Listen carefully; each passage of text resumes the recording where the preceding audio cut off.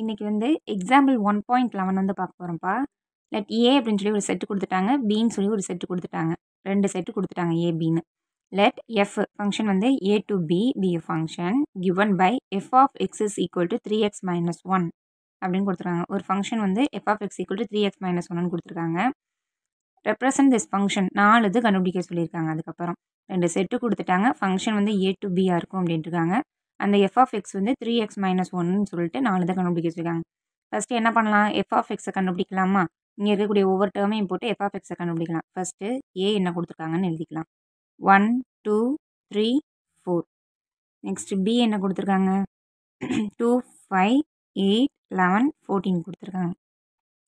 நமக்கு என்ன கண்டுபிடிக்க வச்சுருக்காங்க, என்ன இது கொடுத்துருக்காங்க, f of x is equal to 3x minus 1. இப்போ எக்ஸ் டேர்மில் இருக்க எல்லாத்துலேயும் இந்த 1 2 3 4 சப்ஸ்டியூட் பண்ணோம் அப்படின்னா கண்டுபிடிச்சிடலாம்.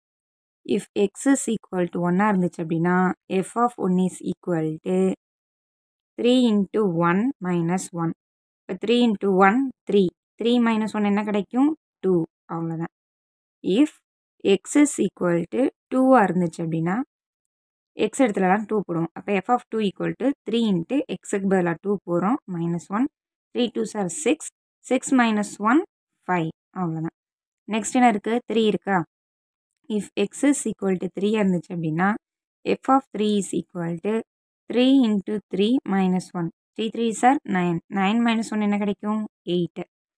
Next if x is equal to 4, f of 4 is equal to 3 into எக்ஸுக்கு பதிலாக 4 மைனஸ் 1.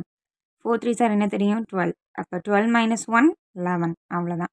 ஃபஸ்ட்டு கொஷினில் 2 செட்டு கொடுத்துருந்தாங்க. F of x equal to 3x minus 1 அப்படின்னு ஒரு ஃபங்க்ஷன் இருந்துச்சுன்னு சொன்னாங்க. இதை கண்டுபிடிக்கிறதுக்கு என்ன பண்ணோம், ஃபஸ்ட்டு செட்டில் இருக்கக்கூடியது அப்படியே ஒவ்வொன்றா அப்ளை பண்ணி நம்ம என்ன பண்ணிட்டோம், எஃப் ஆஃப் எக்ஸ் வந்து இப்போ கண்டுபிடிச்சிட்டோம்.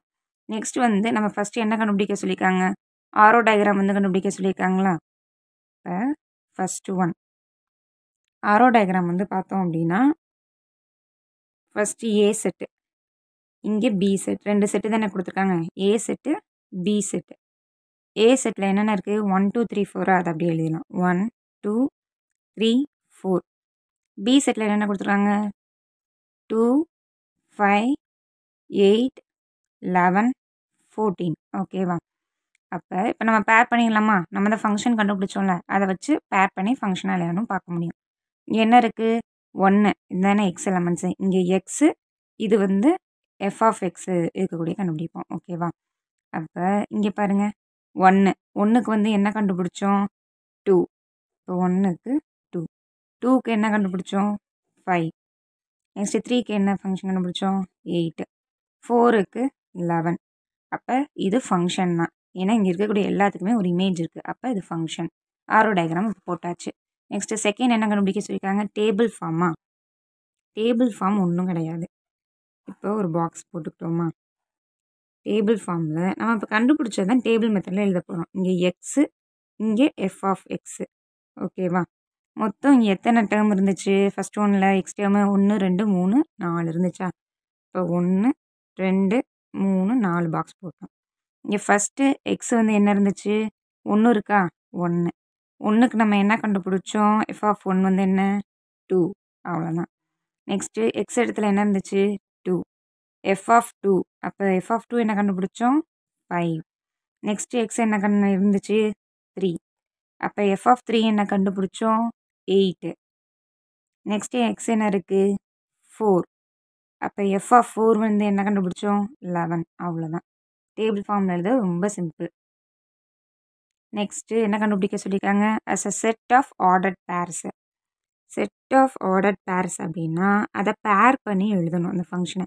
எஃப் இஸ் ஈக்குவல் டு, இப்போ இதை பேர் பண்ணி எழுத வேண்டியதான் ஒவ்வொன்றா, எக்ஸ் கமா எஃப் ஆஃப் எக்ஸ்னு. இப்போ 1 2 2 5 3 8 4 11. அவ்வளோதான். ஏன்னா இது வரைக்கும் தான் பேராக இருக்குது, இங்கே 11 14 வரைக்கும் இருக்குது, ஆனால் இருக்கிறது எது வரைக்கும் பேராக இருக்கும், 11 வரைக்கும். அப்போ அது வரைக்கும் எழுதிட்டோம், அவ்வளோதான். இப்போ வந்து ஆர்டர்ட் பேர்ஸும் நம்ம கண்டுபிடிச்சிட்டோம்.